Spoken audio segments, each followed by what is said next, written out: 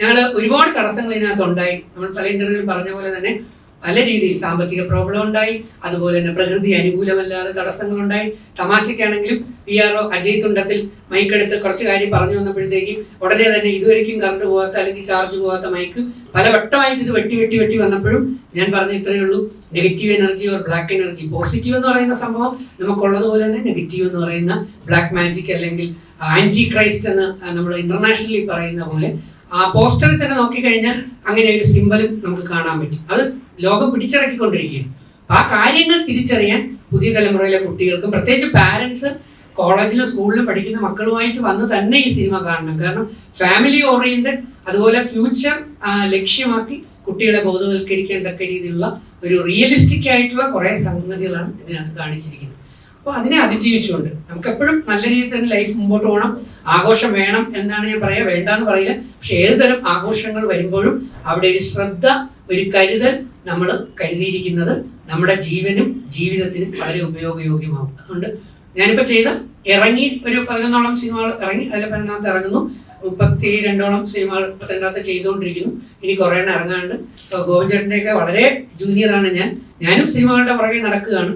പക്ഷെ നേരത്തെ പറഞ്ഞ പോലെ പ്രൊഡ്യൂസർ, ഡയറക്ടർ, സിനിമ, ഇത് പ്രൊഡ്യൂസർ ഇല്ലെങ്കിൽ സിനിമ ഇല്ല എന്ന് വിശ്വസിക്കുന്ന ആളാണ്. അപ്പം ആ ചെയ്ത് കഴിഞ്ഞിട്ട് നമ്മൾ പോവുകയല്ല, കൂടെ നിന്ന് ആ സിനിമ ഇതാണെന്ന് നിങ്ങൾ ജനങ്ങളെ, പ്രേക്ഷകരെ എല്ലാവരുടെയും മുന്നിലേക്ക് അത് എത്തിച്ചുകൊണ്ട് അത് വിജയിപ്പിക്കാനുള്ള ശ്രമം കൊണ്ടാണ് ഇവരെല്ലാം എന്നെയും കൂടെ ചേർത്ത് നിർത്തിക്കൊണ്ടിരിക്കുന്നത്. അതുകൊണ്ട് പുതുതലമുറ, പുതിയ കുട്ടികളെ, പുതിയ കലാകാരന്മാരെ വളർത്താനും ഉയർത്താനും ഇതുപോലെയുള്ള സാമൂഹ്യ പ്രതിബദ്ധതയുള്ള സിനിമകൾ കണ്ട് അവയെ വിലയിരുത്താനും. ഒരു കാര്യം അടിവരായിട്ട് പറഞ്ഞുകൊണ്ട് ഞാൻ നിർത്താം.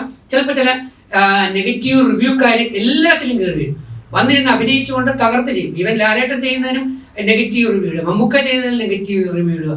നമ്മുടെ ആര് തന്നെ ഇപ്പം എന്തുമാത്രം അവാർഡ് വാങ്ങിച്ച ആർട്ടിസ്റ്റുകളാണ് അവരെല്ലാം. ആര് ചെയ്താലും കുറച്ച് അറ്റൻഷൻ കിട്ടാനും കുറച്ച് യൂട്യൂബിലൂടെ റീച്ച് കിട്ടാനും പണം കിട്ടാനും വേണ്ടി കോടികൾ ചെലവാക്കി എടുക്കുന്ന പടത്തിനെ നെഗറ്റീവ് റിവ്യൂ ഇട്ട് പറയുന്ന എന്തെങ്കിലും വന്നാൽ നിങ്ങൾ അത് വിശ്വസിക്കരുത്.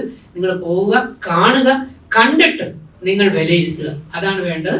അങ്ങനെ കിരാത എന്ന് പറയുന്ന സിനിമ എല്ലാ പ്രതിസന്ധികളെയും അതിജീവിച്ചുകൊണ്ട്, ഈവൻ സെൻസർ ബോർഡ് പോലും ആദ്യം നമ്മൾ കൊടുത്തതിന് കൊണ്ടുപോയി കുറെ ഭാഗം കട്ട് ചെയ്തിട്ട് റീഷൂട്ട് ചെയ്തുകൊണ്ടിരാൻ പറഞ്ഞതിന്റെ ഫലമായിട്ട് വീണ്ടും ഞങ്ങൾക്ക് അത് ചെയ്യേണ്ടി വന്നു. പക്ഷെ അതൊരു ഗുണപരമായി തന്നു. കൂടുതൽ കാര്യങ്ങൾ ചേട്ടൻ നേരത്തെ പറഞ്ഞ പോലെ അതിലേക്ക് വരാനായിട്ട് പറ്റി. അതിന്റെ സെൻസർ സർട്ടിഫിക്കറ്റും കിട്ടി. ഈ സിനിമ ജനങ്ങളുടെ അടുത്ത് പ്രദർശിപ്പിക്കണം എന്നുള്ളതാണ് സെൻസർ സർട്ടിഫിക്കറ്റിൽ വന്നിരിക്കുന്നത്. അപ്പൊ അത് നിങ്ങളുടെ മുമ്പിൽ എത്തുകയാണ്. ഞങ്ങളെല്ലാം പ്രോത്സാഹിപ്പിക്കണം, വളർത്തണം. അത് നിങ്ങൾക്ക് എന്തായാലും നമ്മുടെ സമൂഹത്തിന് ഒരു ഗുണമായിരിക്കും. അതാണ് കിരാത. ജനുവരി 23-ാം തീയതി നിങ്ങളുടെ അടുത്തുള്ള തിയേറ്ററുകളിൽ സംഭവം റിലീസ് ചെയ്യും.